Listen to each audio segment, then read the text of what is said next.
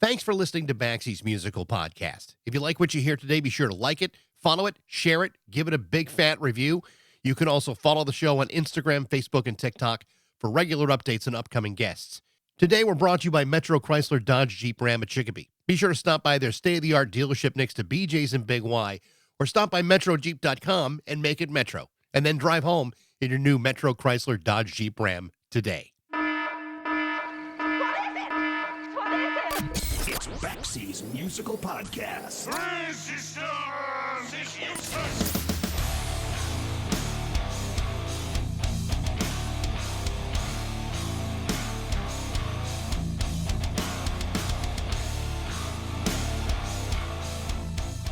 So here's a question that's totally designed to start arguments, fistfights, and red-faced disagreements. What is the greatest rock song ever written? I have my own thoughts, but if you wanted to use the experts as a reference, then I suppose you could start with Rolling Stone's 2024 list of the top 500 songs of all time. According to that list, the greatest song ever is 1967's Respect by Aretha Franklin. Some would argue that the greatest song is 1967's A Day in the Life by the Beatles. Paul McCartney would tell you that the greatest song ever written was God Only Knows by the Beach Boys in 1966. Brian Wilson would tell you that the greatest song was 1963's Be My Baby by the Ronettes. Regardless of who you want to believe, everybody has a different opinion, and depending on who you're talking to, everybody else is wrong. The bottom line is, it's an impossible question to answer, and yet, some suggested titles do make you want to punch somebody right in the face. However, there are some people who by their very nature command enough respect that if they say, this is the greatest song I've ever heard, then there's a pretty good chance it probably doesn't suck. In fact, there's probably a pretty good chance it's a really great song. But whether something happens to be the best, that's an argument that you're never going to win. But then you have the late John Peel, whose influence over music on the BBC is perhaps without equal, having spent more than 40 years exposing his loyal British audience to a wide array of music, everything from prog, electronica, punk, and experimental underground music. From 1967 until his death in 2004, nobody in the UK was more vitally crucial in promoting new music than John Peel. Nobody. Then on September 25th, 1978, John Peel received a copy of a 4-song EP from a relatively unknown band from Northern Ireland in the city of Derry. The name of the band was the Undertones, and on that night, John Peel played the opening track entitled Teenage Kicks. In just 2 minutes and 22 seconds, the song moved John Peel to such a degree that he decided to play it twice, back to back. The legend goes that after the first listen to the song, John Peel broke down in tears. And after playing the song a second time, he told his audience that it just doesn't get any better than this. In fact, John Peel was so enamored with Teenage Kicks by the Undertones, he had the song's opening line chiseled on his gravestone. In his view, Teenage Kicks was the greatest rock song ever written. Was he right? Hard to say, but it's a pretty good guess, though. And that endorsement by John Peel led to the Undertones becoming legends. The Undertones would go on to record 4 full-length records over the next 5 years. They would release 13 singles, including My Perfect Cousin, Jimmy Jimmy, Wednesday Week, It's Gonna Happen, and several others. But it was Teenage Kicks that endured the test of time. There have been at least 2 documentaries produced about the Undertones, and in 2016, Undertones bass player Michael Bradley released his wildly entertaining memoir, Teenage Kicks, My Life as an Undertone. This year, the book has been re-released by Omnibus Press.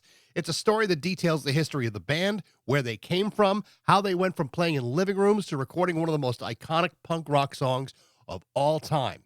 This is my conversation with Michael Bradley from the Undertones on Baxie's Musical Podcast.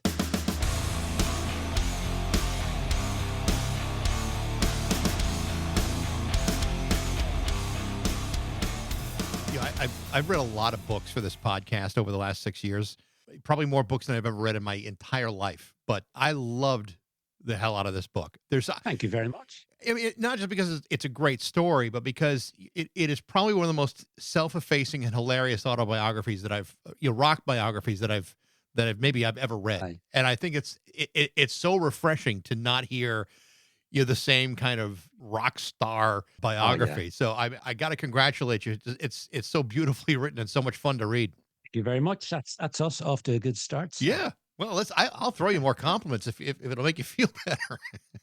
I'll put them in a little bag and I'll carry them around with me. It's interesting because when I'm reading the book, there's a part of me as I'm kind of trying to put myself into the story, where like I'm thinking, this is the kind of band that I would want to be in, rather than the band that there's a fantasy about it. I mean, you're in a band with literally your best friends, and it starts off that way, it ends that way. It's really pretty remarkable story when you're talking about five people getting together and then sharing success at the same time. What do you attribute that to? Is it just a matter of knowing each other for your entire lives, or is it something different than that? I think it was I was very lucky, and you said it was self-effacing, but sometimes there's a good reason for someone to be self-effacing. But I was very lucky in that John was in the band, and John was kind of the originator of it, and John had a great talent, great taste, and John had a great talent for writing songs. And we were really, really lucky to get Fergal as a singer. Hmm. Somebody who technically is a great singer, but also, he wasn't in any other bands before. He didn't have a template or anything like that, or he wasn't really trying to copy anybody. It was really original, Yeah. and that helped. And then we'd Billy, the drummer, who's as well as being a great drummer, was a great kind of almost. I hope he never hears this. Almost naive willingness to go and try anything. Right. Yeah, let's do this now. Let's get. I remember once Billy says, this is obviously like 1977, 76, 77. He said, if we ever make a record, we should get John Lennon to produce it. And, the rest of us just look at him and go, yeah, sure, Billy. So having those three in the band, and then getting Damien as well, who's great guitar player. And I think that's what it was, really. And none of us had ever been through a band full stop. That's not even to say none of us had ever been through a bad experience with the band. With us, we never even saw that many bands either, Mike, because we were in Derry. We had local bands, but we rarely went along to see, the latest great band from London or so on, because they never came to Derry because of the troubles that were happening. So we had this idealized vision of what a band should be through reading the NME, New Musical Express, which is the main music paper that we read every week. So that's what we believed. We believed everything we read. And then when we read about punk rock, and we read, oh, this means that people like us could be in a band, and everybody's really kind of down to earth. All the other people in bands are really down to earth. We believed all that too. It was only when we met some of them that we realized, oh, it's not like it said it was in the NME. So that's kind of we were lucky to be in a good place at the right time. There's a part of the story in the book where you talk about you guys are thinking in terms of yourselves as a band before anyone picked up a musical instrument, before anyone decided what kind of music you wanted to play. It was just like, Yeah, we're going to be a band. And, absolutely. and Yeah, that's how it that's what it starts. was. Yeah.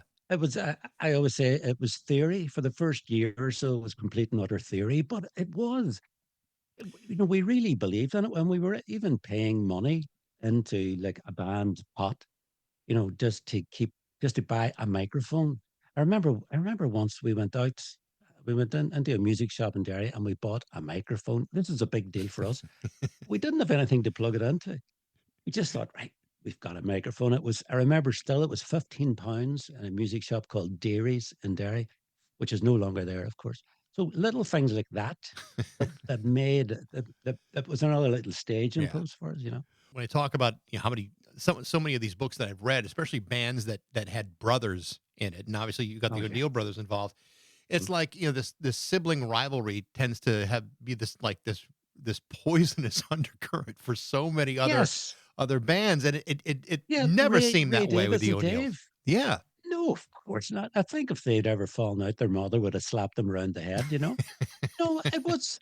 there was none of that at all. Yeah. I never thought about that. There was no sibling rivalry at all. I'm sure at some stage over the many years, I'm sure John would raise an eyebrow at what Damien does, and Damien would raise an eyebrow at what John does. But no, they're still very close. And all the O'Neill family are really tight. Every so often they have a get together, and they apart from Damien, who lives in London, all John and his brother, and his two brothers and his sister all live in the same housing estate in Derry. Really? At Still? Moore Park, yeah, yeah. Wow. They've all got houses there. They are all literally 100 yards away from each other, I love and I find that amazing. I love the fact that you mentioned that the fact that the O'Neills' mother wouldn't have put up with this. I think of like Ray and Dave Davies or the Gallagher brothers. Yeah, Where are the parents in this situation? exactly, exactly. I blame the parents. I Yes. do too. One of the things that comes across in the book, and I've talked to other. A few years ago, I talked to Jake Burns from Stiff Little Fingers, and we talked a little bit about the Yeah. Yep. troubles in Northern Ireland. And I mean, as a kid, you're surrounded by all of this, and I'm sure in some ways you see the horror of it, but then in some ways you also see this is just a part of everyday life. In some cases, the violence and the rioting, and amidst all of the things that go on. But interestingly enough, when it comes to the Undertones, you guys aren't writing about the political issues that are going on. You're really talking about things that are universal, like growing up and being a kid and being interested in girls. I mean, those are things that those are universals, and I think it's hard for Yeah. some people who've grown up in Northern Ireland to really understand what that was all about. Tell me a little bit about that experience, and drawing the difference between the music you play and the life you're living in a town like Derry. Yeah. Well, you see, the it wasn't like, oh, like there's so many examples you could use nowadays of what life is like now. Whether it's in Iran or Ukraine. It wasn't like that. There was violence. It would have been sort of more what you would get in cities in the United States. There were shootings and so on. Ours had a more political reasoning for it. So Right. there would have been that. But it's the old cliche: life goes on. And life did go on for us, and we lived in an area where most of a lot of the incidents happened. Like Derry was kind of still relatively small town, but that's where things like the first civil rights march in Northern Ireland, which was attacked by the police, that's where that happened. That's where Bloody Sunday happened. We had Martin McGuinness, one of the famous IRA men, and so on. So that was all happening, and that was all happening within our streets. And we all knew people from school who were actively involved in it, or people who just went down and threw a few stones and so on. It was kind of part of your life, but it's not the only thing in your life. John would be still fairly political, but uh, you know, as well as that, he bought records all the time. He read about bands all the time, and we all did that. So it's a difficult one to say because people kind of say, "Oh well, the Undertones they were doing this as a way to deal with the troubles." It wasn't at all. You just wanted to be like the Remotes. You just wanted to make records and to play shows that would be great. And then as well as that, then you read the news and we all had our views on what was happening and so on. But you know, they they do they do coexist. That's I'm sure no matter where, but England in the Second World War, people were still having relationships and people were still having relationship problems. There is that. But having said that, there was at some stage whenever John started writing songs, we kind of talked a little about writing songs about the troubles because we were never that fans of Such Little Fingers, especially. And I think I remember saying something about, that it's be really difficult to write a great song about what was happening in Northern Ireland. I think Bob Dylan would have had trouble with it. So there was that kind of thing happening as well. I certainly I wasn't not that much of a songwriter, but I did a wee bit. But I could never imagine writing, "Whoa, this is the song. This is the Troubles equivalent of the times they are a changing here," or Right. Masters of War. Didn't happen, and then but it wasn't an issue until we got a little bit of success, and then journalists would say, "You don't write about the Troubles," and then we went, "That's true. Yeah, we didn't. Yeah. We don't." Well, I think one of the things that people sometimes forget when they may be, critical or even question why you didn't sing more songs about the troubles, ultimately being in a band is supposed to be about having some fun with your friends. Oh, yeah, And, Yeah. sometimes, that seems to kind of get overshadowed a little bit. I mean, in 30, 40 years, I can't say that I've ever seen U2 have fun. They don't look like a band that's having a great time. They look like they're dour and depressed and cashing checks. I mean, that's what it Yeah, it it well, seems yeah, like for yeah. them. There is that too. They can't walk down the street. To Right, of be fair, course. You know, yeah, it's a good point. Obviously much of the legend of or the story behind the Undertones revolves around teenage kicks. And I know Yeah. that it wasn't necessarily a hit when it first came out, but it certainly did have a life of its own. Oh I yeah. mean, 2 minutes and 22 seconds of music, changes your whole life. And, the Mhm. legacy of it has grown over the last 48 years. And clearly in the book, you guys never saw this coming. Like it was a surprise to you that this thing had legs and that people wanted to hear more from the Undertones as your first single out the gate. Yeah. Absolutely. Yeah, we it was all downhill from there.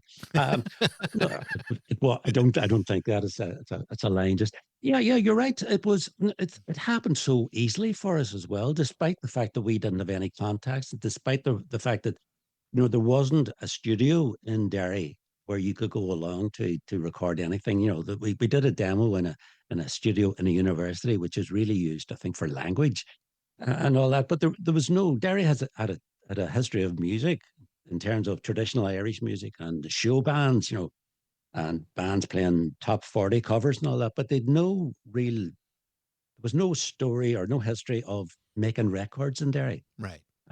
So, even whenever it came to us, we had to go to Belfast to do it. So we didn't pass anyone, or there's no one we could have seen in the streets of Derry to say, oh, they've made a record. They've made a great LP. Couldn't happen, whereas in London or even in Belfast to some extent, you could have done that. So maybe that's why we weren't expecting it. As I said, it gets back, it always, for me, sometimes it always comes back to reading the NME and reading about all these bands. But when you read about something in a paper and you don't see it face to face, it has a certain like mysterious quality to it. So it would never ever have occurred to us that if we made a record, we could get on Top of the Pops, which was the main UK music show, or that John Peel would play it and play it and play it. It just didn't happen. So when it did happen, it was so wonderful for Yeah. us. There was no struggle. We just kind of, oh, this It, is how it happened. This is great. it's funny because the instant gratification is of music is very different when you're playing it live as opposed to when you've Mm, recorded something, or even it's very much like radio in a lot of ways. I mean, you can do a great show on the radio but not understand who's listening or how it's being received until months later, or if ever. You may never know. So when it comes to something like Teenage Kicks and that first EP, that 4-song EP that you guys put out, there's no way to know how it's being received until you have a moment like John Peel, yeah. gets it in his hands. I mean, that's such an important part of this whole story. How did he get his hands on that? The strange thing was you mentioned Jake Burns there, Yeah. and Stiff Little Fingers. Their first single, "Suspect Device," came out. I think was maybe around about January or February 1978. By this stage, we had been trying to get demos, and we had kind of late a couple of months after that we would have sent demos to some English record companies. But whenever we heard um, Stiff Little Fingers on the John Peel show, because John loved Suspect Device, of course. Whenever we heard that, we immediately thought, what's this? This there's a band in Belfast who have a record, and that when we were shocked by this. Where's as I said, where's our record? So what happened then was that Billy, who would be a great Billy would be a go getter. Billy rang up John Peel. He rang the BBC in London and says, "Can I speak to John Peel?" And you couldn't do it now, but he was put through to Peel's office, and Peel answered the phone. And Billy says, "John, just to let you know, we're a band in Derry, and with the Undertones, I know you play stuff with the fingers, but there's another band we're called the Undertones, and we're in there." Anyway, he went, "Well, that's good. That's good to hear. Yeah, that's good to hear." And then I think he says, "Okay," and I think he mentioned us then. He mentioned, "Oh, just I got a phone call from band from a band in Derry. So there was that, and then Billy then would occasionally would ring up and ask John would he mention some of our friends on his show, and then at some stage then we'd even recorded the Peel show, and we played the bit where he mentioned people in our friends. We played that at our shows. So he knew of us, and he obviously he must have been some kind of charmed by Yeah. Billy doing this, and also mystified by the accent because you know, he could not understand the accent half the time. So we had that. And then whenever we made the record with Terry Hulley's label in Belfast, and I remember Damien and myself, we were posting it, we were up there folding the covers and all that. And then we put some of them into the cardboard envelopes. And I remember posting it to John Peel, BBC. So he got it and he listened to it. He told me about a year or so later, he says that he had all these records at home and he was having a session of listening to the records. And while he was doing this, his wife, Sheila, would walk in and out of the room, going about her domestic business. But I remember him telling me that whenever Teenage Kicks was on, she kind of stopped and says, "That's a good one." She said, "That's a good one." So maybe there was a bit of that as well.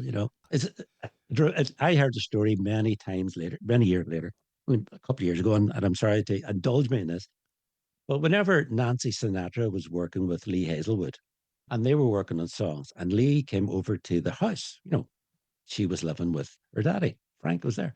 And he says, Frank says, I'll be handy with, I'll be away down here, presumably in the other part of the big house. And Lee and her were working through songs. And then Lee went, and Frank was sort of passing Nancy and says, "The one about the boots, that's good." So I think there might have been a wee bit of domestic thing, it's like, oh, my father liked the boots song, and maybe John Peel went, "Oh, Sheila likes Teenage Kicks." Teenage It Kicks. might have been a bit of that. Absolutely, yeah. Oh, Boots and Kicks, yeah, very good. The story behind it, though, John Peel plays it, and the legend goes he loved it so much he played it a second time, and Yeah. and then the story then gets even bigger by the first time he hears it, he breaks down in tears, and then it just snowballs like the legend of this song. You wonder how much of it is real and how much of it is just fantasy. But I mean, the reality is he didn't just like this song. He loved this song. I think when you put somebody else's lyrics on your gravesite, it's a pretty good indication that's a pretty good song. Yeah, he did like it. And, I can now look back on it, objectively and say, yeah, it's a great record. It is. It really does sound great. It's not too fast, not too slow. The guitars sound great. The philosophy of it, if there is one, is great about, how it doesn't get any better than teenage love, But it just, things like that then just keep a bit of momentum because it's like occasionally in newspaper articles now, we see the phrase teenage kicks, usually to do with football, soccer, a bit of that. And it's kind of, it's part of part of the everyday language almost. That kind of helps as well. One of the parts of the book that's really interesting is like, so once this song comes out and, and then you got the single, now it's all like, you're all looking at each other like, well, no, what do we do now? And it was like, Yeah, there was like this innocence about, a lot of people say, well, if you get one hit, you got to try on another. And it just seemed like it almost, it didn't occur to you right away that no. that was probably the thing to do. No, although I think we did see it as once we got involved with Sire Records, like Seymour Yeah. was in London, Seymour Stein was in London at the time. He heard it in Peel, so he sent his London guy over to Derry and all that. But once we'd signed with Sire, I think especially for John and Damien, it was Billy too. But we can make an LP now. So that was a big deal for us. We can. This is what we always wanted to do. We're going to be able to make records of these songs that we've been playing in pubs in Derry, And then after that, because we famously signed a really, really bad deal with Seymour, it was before we had a manager. So, but and once we got a manager, he a guy who was actually the promotions guy for Sire at the time, on a freelance basis, and he realized when he met us, these guys are going to drown. They will be eaten up. So he was only about maybe 4 or 5 years older than us, but he was worldly wise. A guy, great guy called Andy Ferguson, Yeah. and he went to see Seymour and says, "Right, Seymour, I'm looking after him now." He says, "Well, need to read. It's not worth them making records with this record contract that you gave them." So we got that. But once we were over the initial kind of, what, we're now we now we're now a pop group. After that, everything was just brilliant. Yeah. It's hard to explain, because, as I said, it came quickly. And first of all, as Damien and myself, whenever I used to call into his house and walk down into town, and we always used to say, we don't have to work. This is our job. Now we don't have to go to either college, or we don't have to work in the office that we were doing. So there was a bit of that. We still loved that. Just stop and smell the roses here. Especially for the first couple of years, it was we are a band that you read about in the NME. So that was absolutely brilliant. I want to talk about the Top of the Pops here for a second, because you mentioned that just a few minutes ago, and it certainly plays a pretty big role in your story, but in the story of a lot of others, the importance Yeah. of Top of the Pops and what that does. Yeah, I think it's hard for Americans to kind of get a sense of what an appearance on Top of the Pops would Hmm. mean. I think the closest we had here in the States would probably be American Bandstand, but even that is a very, very pale comparison. Tell me about the importance of that for any musical artist, to have that kind of exposure, even if you're, lip syncing your way through your biggest hit. The exposure you have, there's no amount of money in the world that could pay for that. No, and also it was really, really gratifying to be on it, because you have to go back to the time, and this is where the UK was very different from the USA, is that there were only three stations. Now, in America you had the three. I think you had the three nationwide stations, but you also had lots of little local stations. Nothing like that. Nothing like that in the UK. There was three stations, and that was it. And Top of the Pops being on BBC on a Thursday night, prime time. And it was where even if you weren't a music fan, you watched it because you watched television, and there's a 1 in 3 chance that you would be watching this station. So you watched that. But of course, it also had the history of where the Beatles were on, Rolling Stones were on, David Bowie, Mark Bolan, everyone nowadays of a certain age can remember at least one performance of some band on Top of the Pops that they go, "It was brilliant," and they talked about it in school the next day. So it was bigger than the sum of its acts. It was just a huge thing, and for us to go on to it without trying to. I keep saying this, and this is really terrible. Without trying too hard, without any any element of struggle, or any element of really hard work. We made this record. He liked it. Seymour heard it, and suddenly we were asked to go on Top of Pops. Died and gone to heaven, Mike. Yeah. Died and gone to heaven. That's what we were. You know, that experience of being on Top of the Pops, plus the Peel show, plus to sign with Sire Records. So, three major, Very cool record label. Yeah. very cool record label at the time. Obviously, you're gaining this reputation, certainly around the UK. But when you go back home to Derry with all this, and there's so much going on, in Derry and Northern Ireland. I mean, what was the reaction at home when these things were happening to you? Well, the most immediate reaction was, Top of the Pops, as I said, was on Thursday night, and the following day we were booked to play in a bar in Derry called the Rockin' Chair, and it was just a small bar, and that's where we would have seen occasional top 40 bands. So we were booked to go there, which was great because it gave us the opportunity to say to Sire Records, because they wanted us to stay in London and do some support acts and do some support appearances and do this and do that. We was no, we got to go home. we got to go home to Derry because we're supposed to be playing in the rocking chair tomorrow night. So we know what that sounds like, and we enjoyed the sound of that.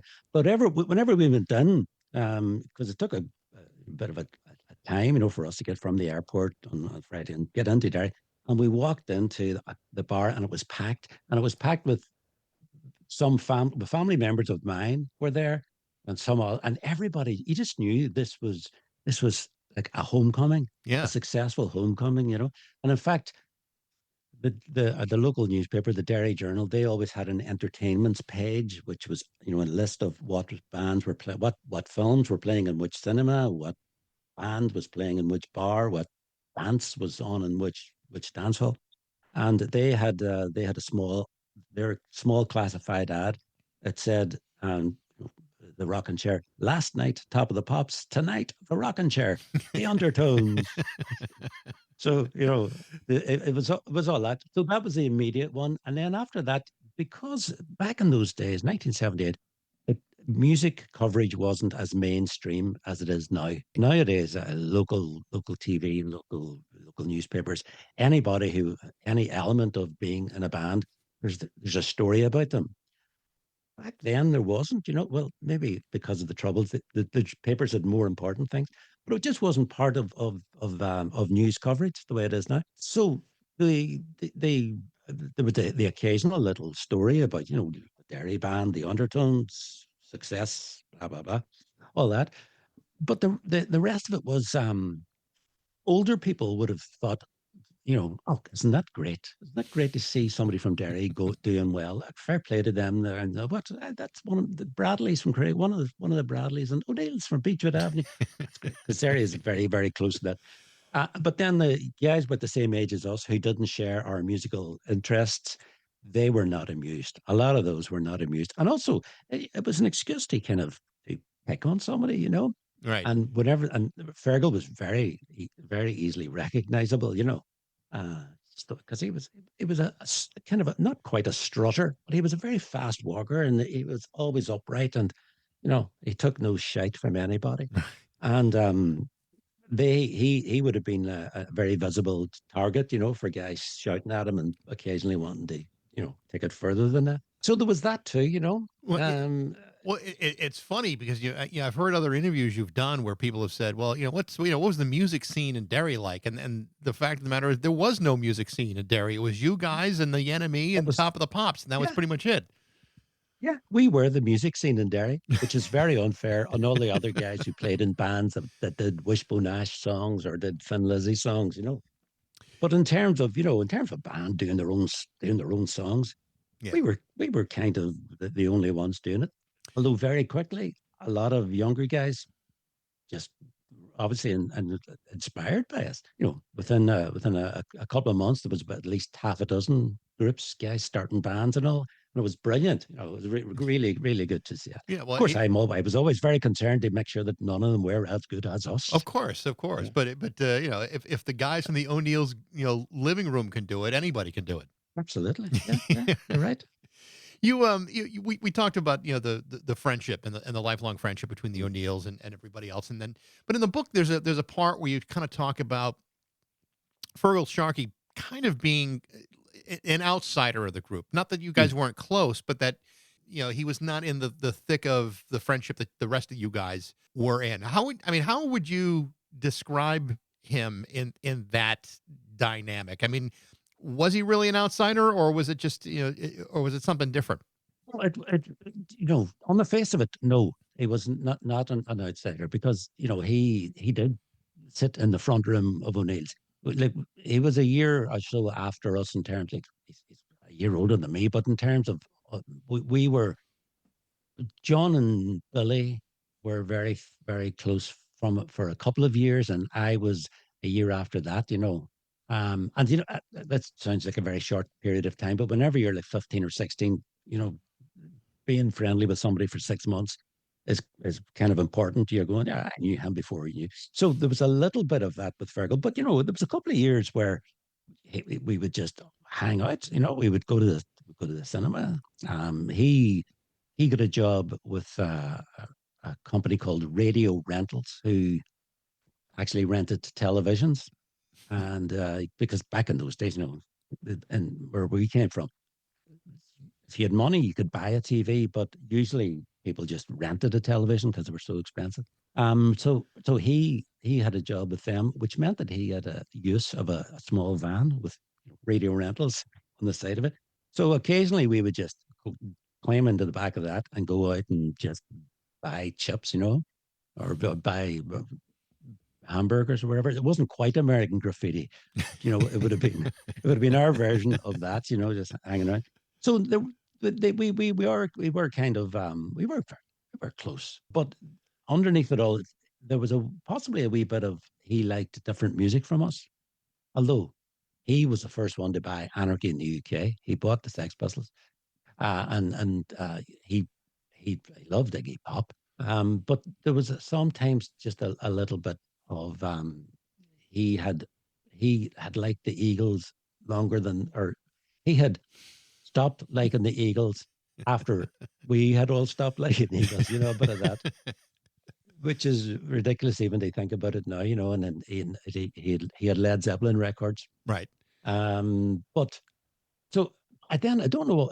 It's over the course of about 2 or 3 years, then it just did start to get a little bit, not fractured, just a little bit divergent, possibly because the singer as well. The singer he does all the interviews. And if you do interviews, and I'm one to talk here, but if you do interviews and then the rest of the band read the interview and they weren't interviewed, they're not annoyed that they weren't interviewed, but it just means that there's going to be focus on what you say. Sure. You're almost speaking as a spokesperson for the band, and that's a dangerous thing, through no fault of his own.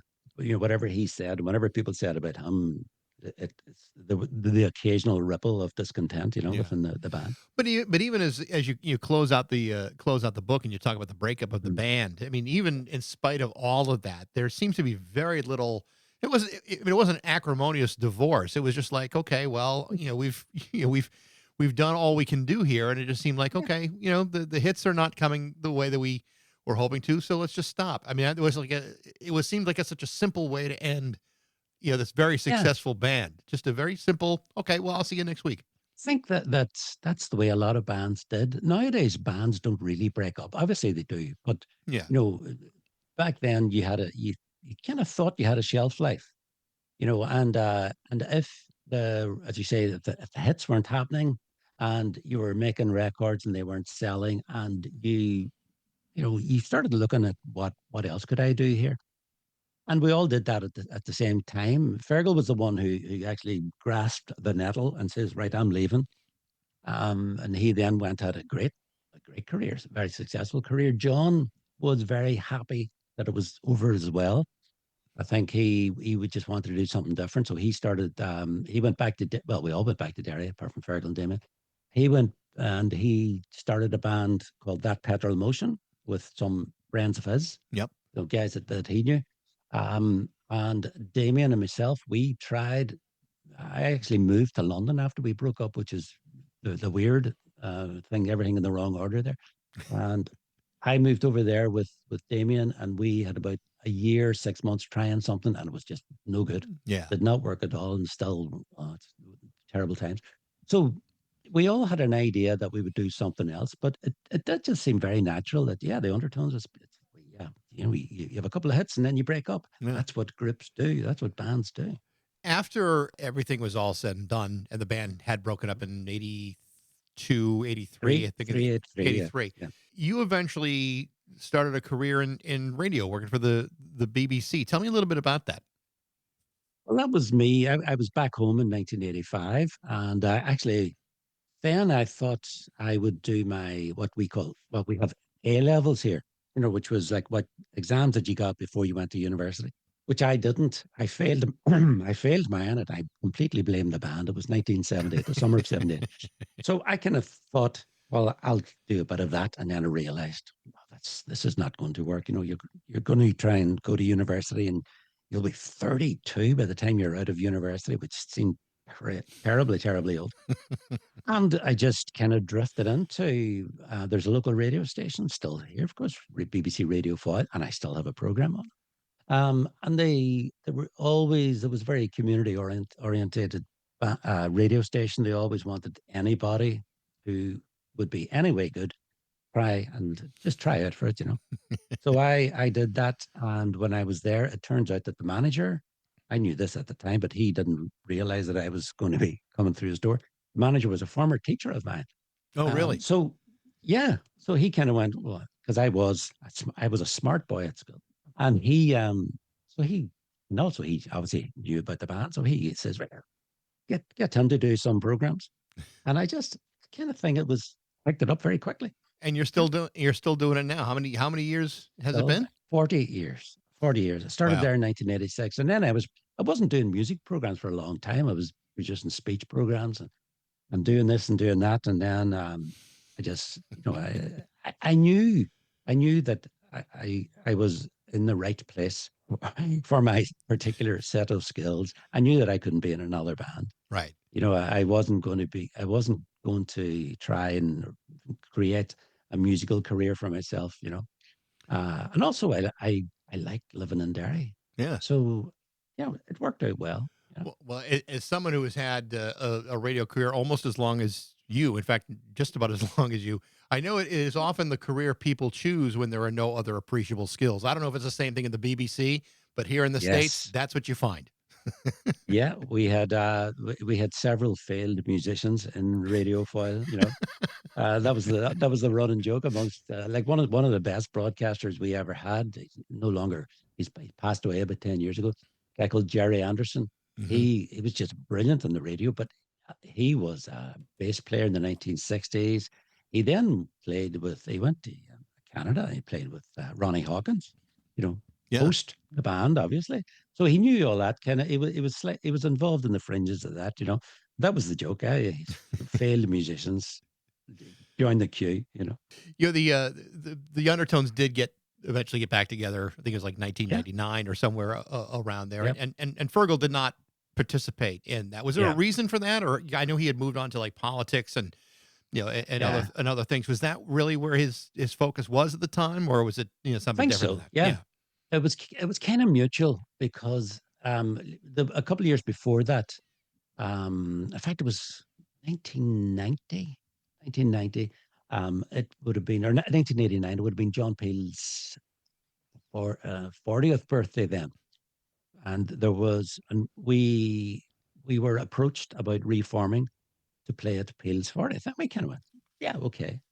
I think John had been out of that particular motion. So we did get together in London, and Fergal came along to the rehearsal, but he had a cold or something, so we didn't actually sing. So we were working a couple of rehearsing some songs. He was there.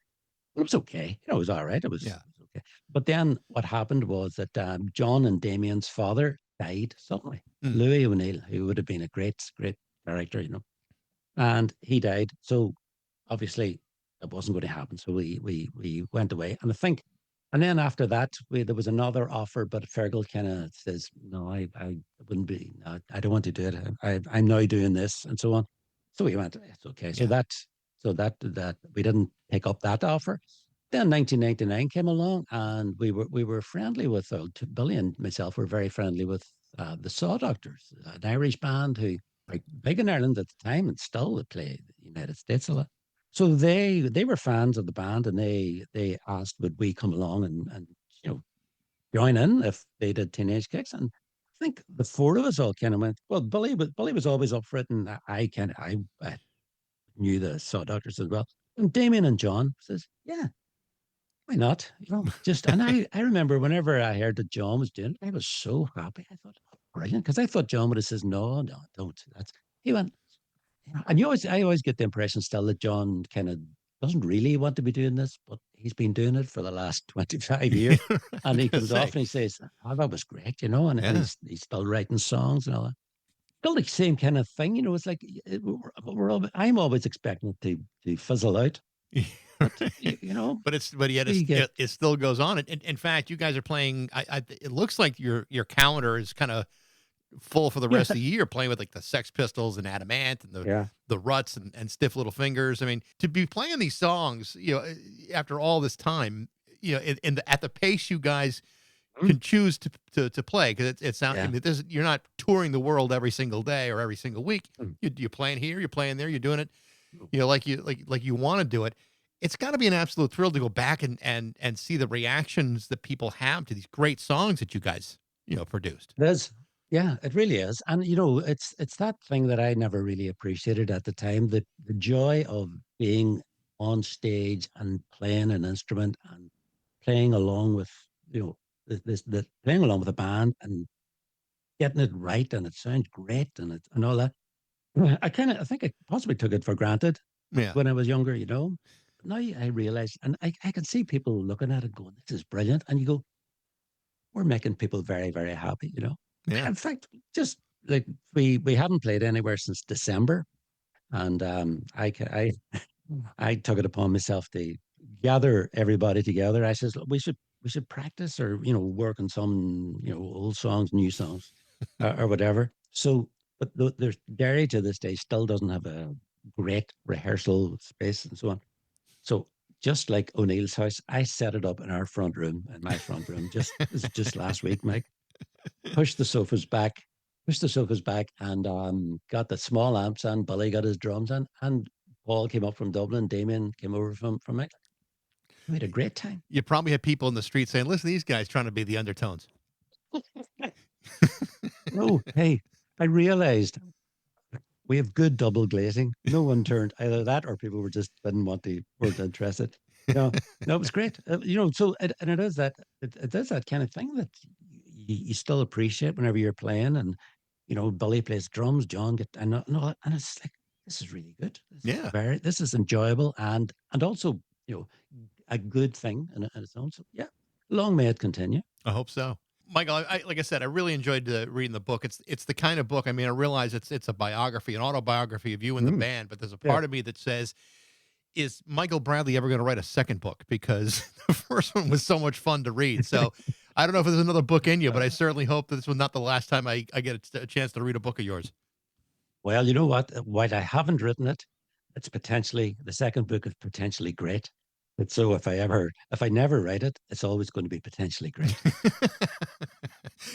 Which is a terrible cop-out. Maybe the biggest mistake you could do is actually sitting down and writing it. Absolutely. Absolutely.